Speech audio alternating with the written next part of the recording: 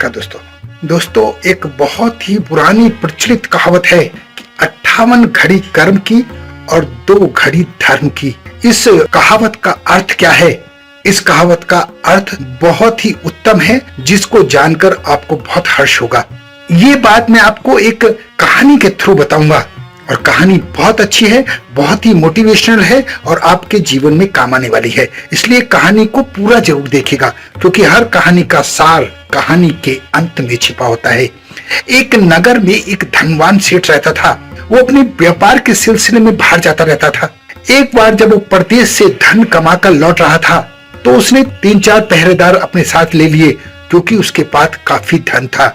जब अपने नगर के समीप पहुंचा तो उसके मन में आया कि अब डर काहे का, अब तो नगर पास ही दिखाई दे रहा है और अगर इन पहरेदारों को घर ले जाऊंगा तो इन्हें खाना खिलाना पड़ेगा, इनको आराम के लिए जगह देनी पड़ेगी और भी पैसे ज्यादा देने पड़ेंगे। इसलिए मैं एक काम करता हूँ, इन पहरेदारों को यहीं से वापस कर देता हूँ।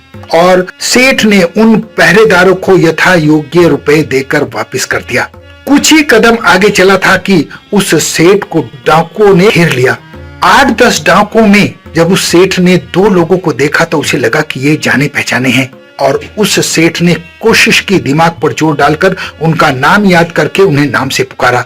जब सेठ ने उन 2 डाकुओं को नाम से पुकारा तो उन डाकुओं ने गौर से सेठ को देखा और उसे जाने दिया, क्योंकि उसने अपने साथियों से कहा कि हमने इनके यहाँ नौकरी की है, इसलिए सेठ जी को कुछ मत करना, इनको नहीं लूटना है, इन्हें जाने दो।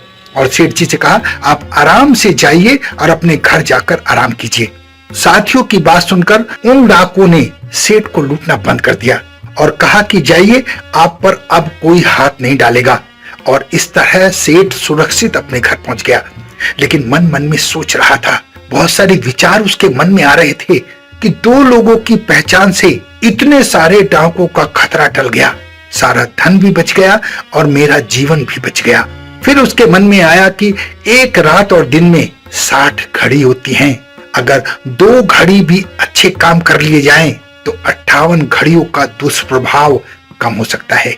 और तभी से 58 घड़ी कर्म की और 2 घड़ी धर्म की ये कहावत चल निकली।